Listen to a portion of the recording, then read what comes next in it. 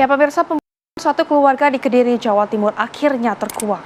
Pelaku tak lain adalah adik dari salah satu korban. Ia menghakimi keluarga kakaknya, termasuk dengan keponakannya yang masih di bawah umur, menggunakan palu.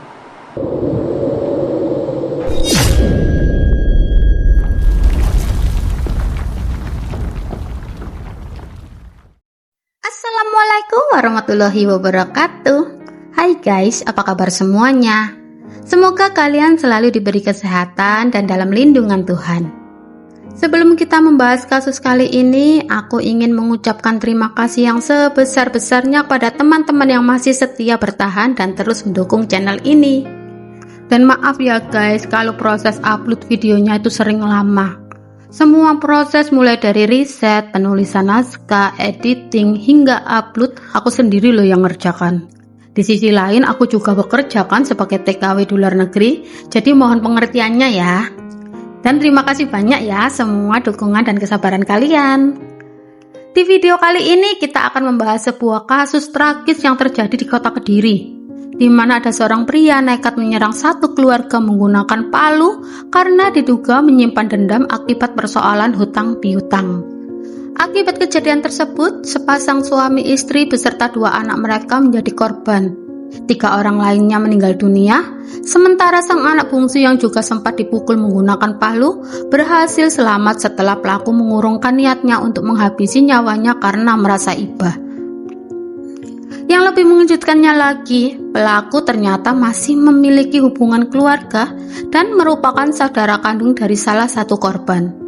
Lalu bagaimana kronologi lengkap dari peristiwa yang menggemparkan ini? Yuk, tanpa berlama-lama lagi, langsung saja kita mulai bersama aku Ruth Fermiati di kisah True Crime.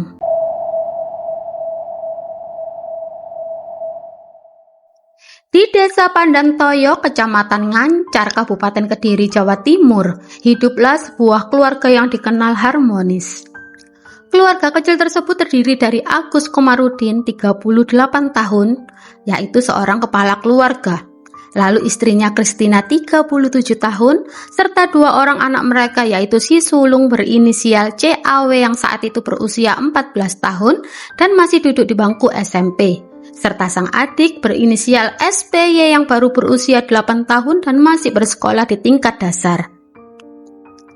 Agus dan Kristina diketahui sama-sama berprofesi sebagai guru sekolah dasar. Agus mengajar di SDN Negeri Babatan 1, Kecamatan Ngancar, Kabupaten Kediri. Sementara itu, Kristina merupakan guru kelas 5 di sebuah sekolah dasar di Kabupaten Tulungagung. Meskipun harus menempuh perjalanan pulang pergi yang cukup jauh setiap harinya, hal itu tidak pernah mengurangi semangatnya untuk mengajar. Menurut rekan-rekan kerjanya, Kristina dikenal sebagai sosok guru yang disiplin dan berdedikasi tinggi. Ia hampir tidak pernah datang terlambat ke sekolah, serta menjadi teladan bagi murid maupun sesama guru. Hal yang sama juga disampaikan mengenai Agus Komarudin.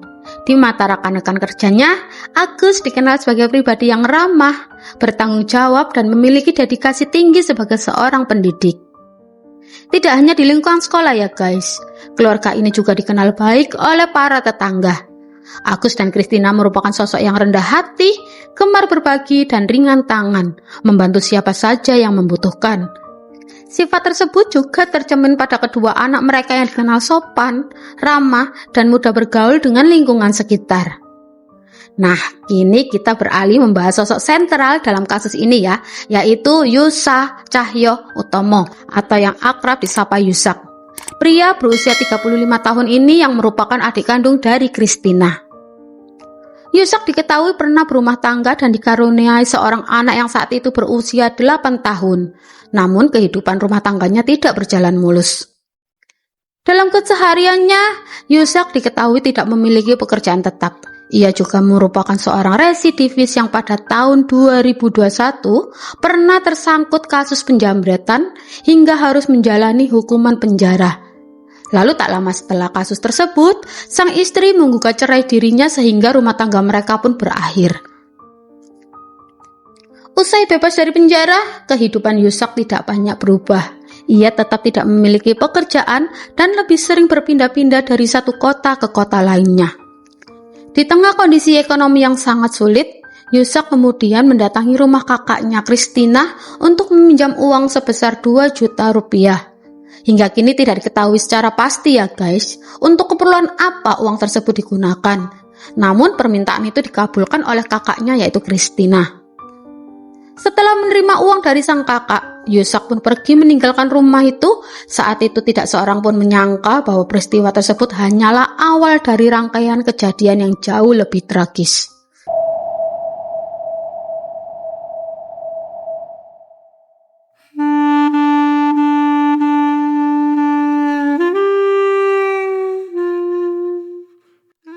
Seperti yang tadi kita bahas sebelumnya ya guys. Setelah Yusak dipenjara, istrinya akan menggugat cerai dirinya. Setelah bebas dari penjara, kehidupan Yusak pun semakin kacau dan berantakan. Apalagi statusnya yang kini menjadi seorang duda, kehidupannya disebut semakin tidak terkendali. Sebelumnya Yusak sempat mendapatkan pinjaman uang sebesar 2 juta dari kakaknya yaitu Kristina. Entah digunakan untuk apa uang tersebut. Yang jelas tak lama kemudian, Yusak kembali mendatangi kediaman Kristina di desa Pandantoyo dengan maksud meminjam uang lagi. Namun permintaannya ditolak sehingga Yusak pun pulang dengan hati kecewa.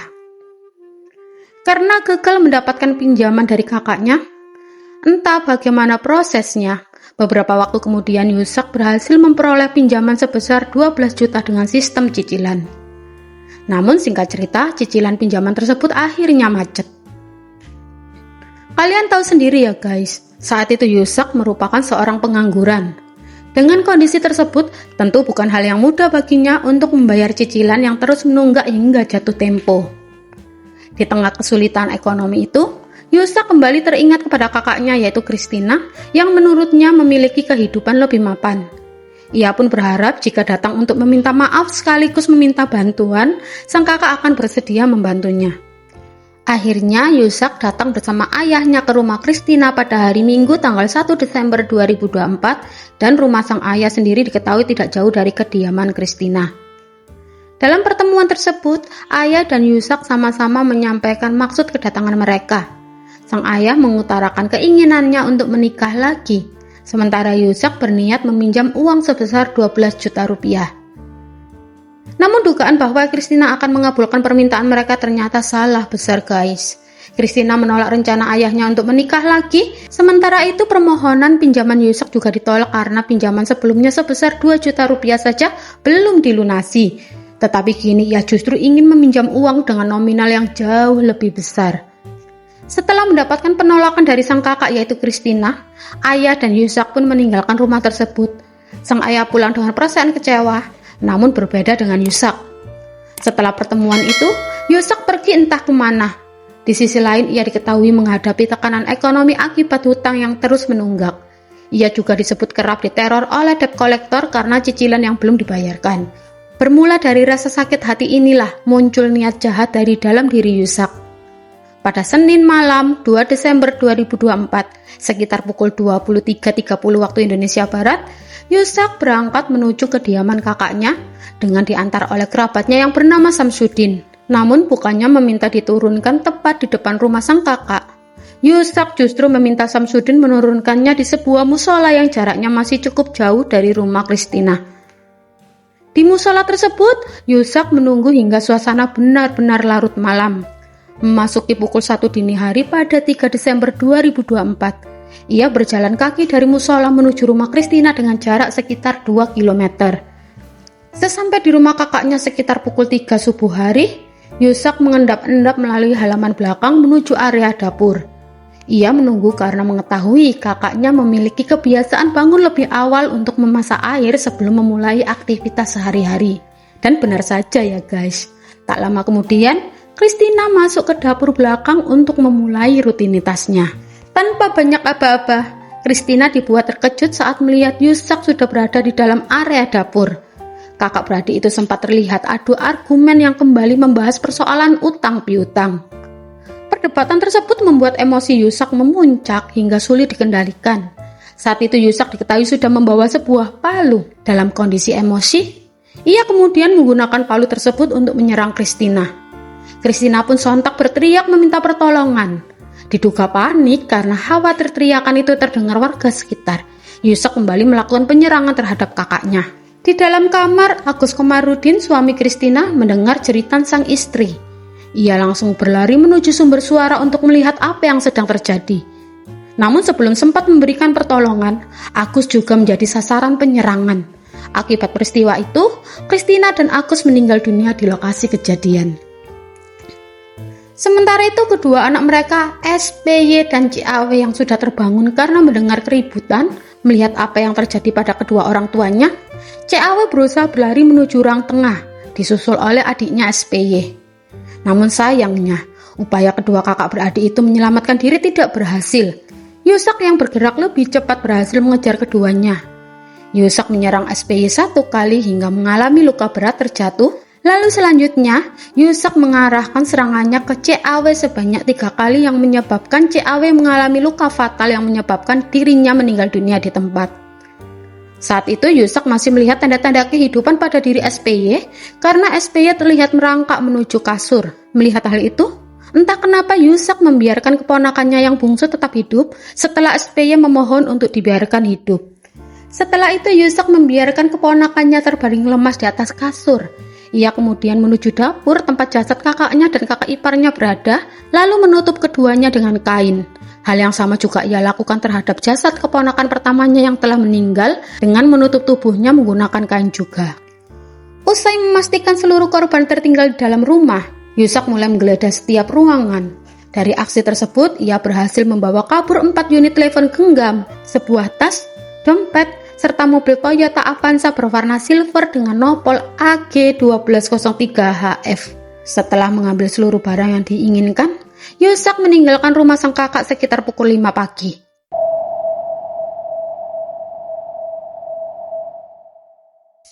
Dua hari kemudian, tepatnya pada Kamis 5 Desember 2024, rekan sesama guru SD Agus Komarudin di SDN Negeri Babatan 1 yaitu Bapak Samuji mulai merasa curiga.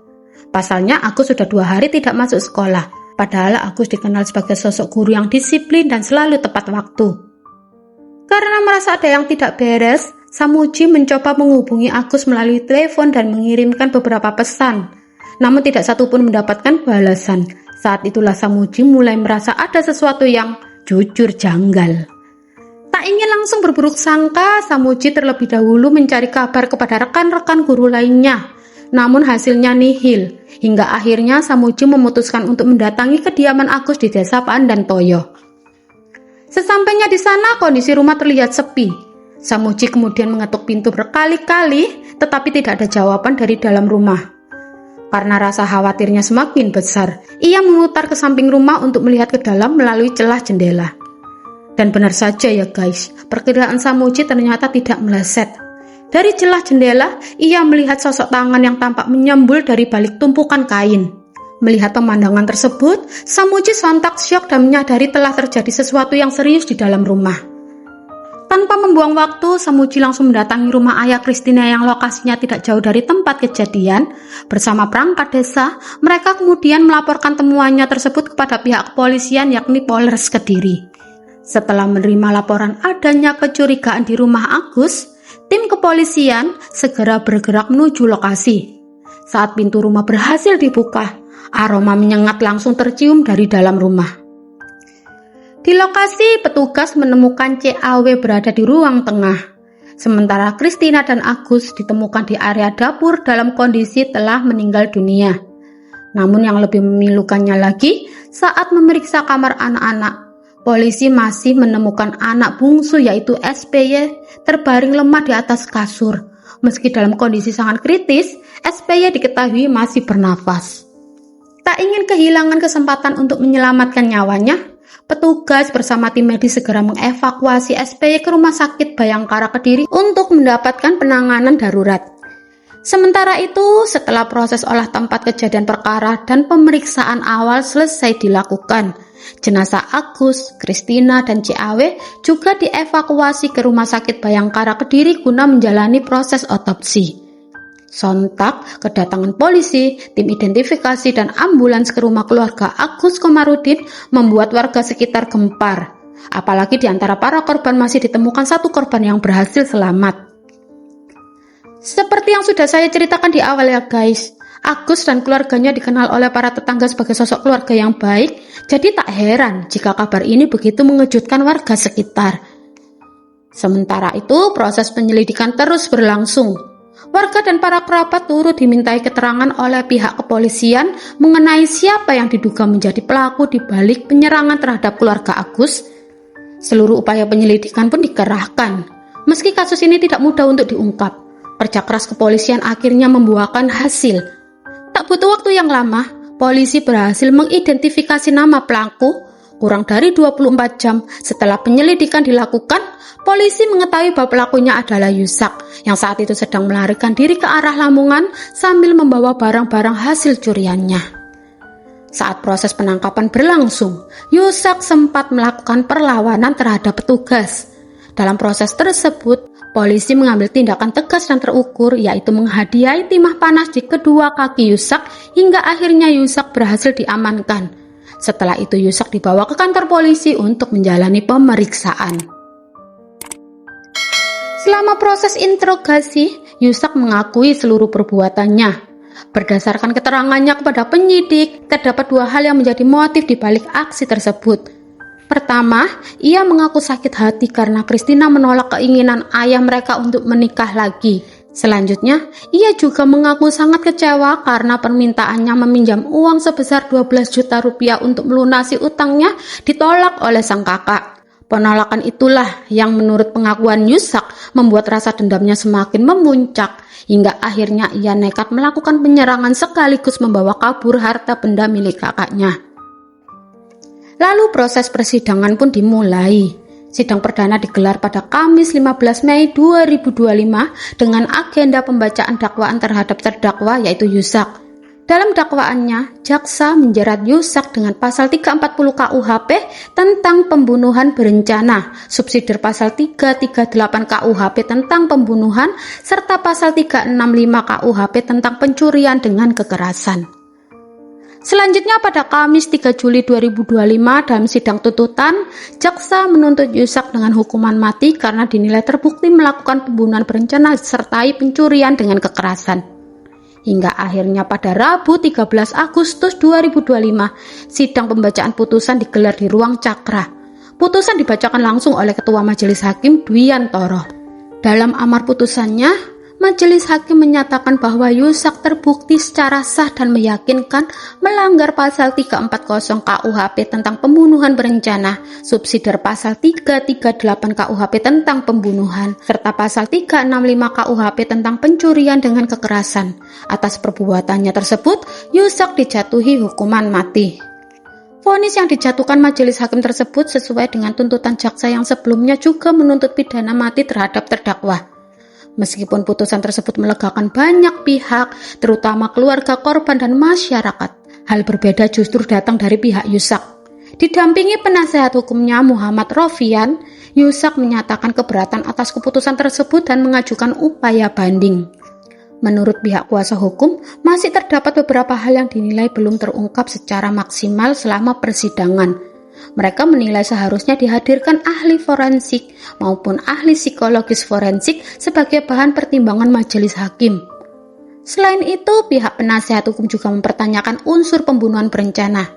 Menurut mereka, sebelum peristiwa terjadi sempat ada percakapan antara terdakwa dan korban. Mereka juga menyampaikan bahwa palu yang digunakan dalam kejadian tersebut merupakan alat pertukangan milik ayah terdakwa yang berprofesi sebagai tukang kayu dan sudah berada di lokasi. Di sisi lain, kondisi anak bungsu yang selamat yaitu SPY berangsur-angsur membaik. Meski demikian, SPY masih harus menjalani berbagai perawatan medis serta pendampingan psikologis untuk memulihkan kondisi fisik maupun mentalnya akibat peristiwa tragis tersebut.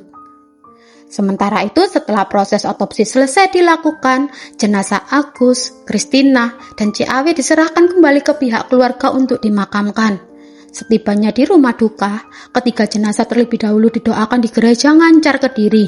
Setelah proses ibadah selesai, mereka dimakamkan dalam satu liang lahat di tempat pemakaman setempat. Nah, itu tadi ya guys, kisah tragis yang memilukan yang menimpa keluarga baik hati Bapak Agus, Ibu Christina, dan CAW. Yang membuat saya semakin merinding ya guys, adalah perjuangannya SPY. Di usianya yang masih 8 tahun loh guys, SBY berhasil bertahan hidup selama kurang lebih 2 hari dalam rumah, di dalam kondisi terluka, tanpa makanan, tanpa siapapun yang bisa menolongnya. Di saat yang sama, ia juga harus berada di rumah bersama kedua orang tuanya dan kakaknya yang telah meninggal dunia. Sebuah perjuangan hidup yang luar biasa untuk anak seusianya. Pelajaran yang bisa kita ambil dari kisah ini adalah bahwa kejahatan tidak selalu datang dari orang asing ya guys. Terkadang pelakunya justru berasal dari orang yang paling dekat dengan kita. Kasus ini juga menjadi pengingat bahwa masalah ekonomi, utang, dan rasa sakit hati yang tidak bisa dikelola dengan baik dapat berujung pada tindakan yang sangat tragis. Karena itu, tetap berhati-hati dalam menyikapi persoalan hutang piutang. Menolak permintaan seseorang memang merupakan hak kita ya. Tetapi kita juga tidak pernah benar-benar mengetahui bagaimana kondisi dan isi hati orang yang kita hadapi.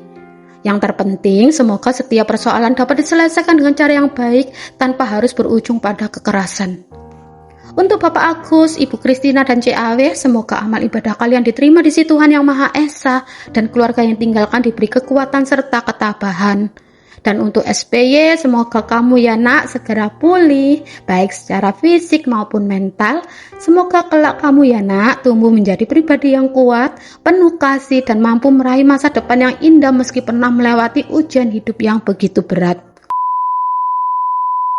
Terima kasih sudah menonton video ini sampai selesai. Semoga kisah hari ini bisa jadi bahan renungan buat kita semua. Kalau kalian merasa konten di channel ini punya makna, bantulah guys support dengan like, share, dan subscribe. Karena kita sedang on the way menuju 1000 subscribers. Support dan dukungan dari kalian sangat berarti banget buat aku. Akhir kata, wassalamualaikum warahmatullahi wabarakatuh. See you di my next video. Bye bye. Bye bye.